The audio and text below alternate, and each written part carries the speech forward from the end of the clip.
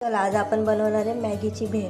त्याच्यासाठी butter Maggi टाकून घेऊया त्याच्यात आपण.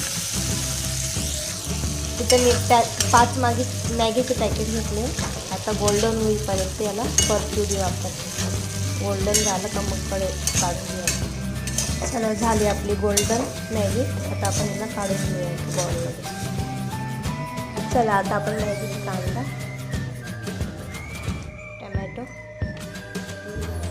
काकडी,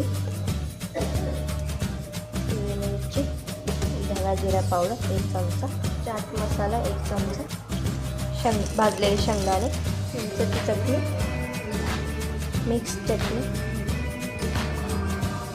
मॅगी मसाला, कोथिंबीर. आता सगळं मिक्स करून घेऊया आपण. हे बघा मिक्स झाली सगळी आपली मॅगीची भेळ. आता आपण सर्व करू. हे बघा मॅगीची ओली भेळ. कशी वाटली मॅगीची भेळ? आवडली असेल तर लाईक करा, शेअर करा.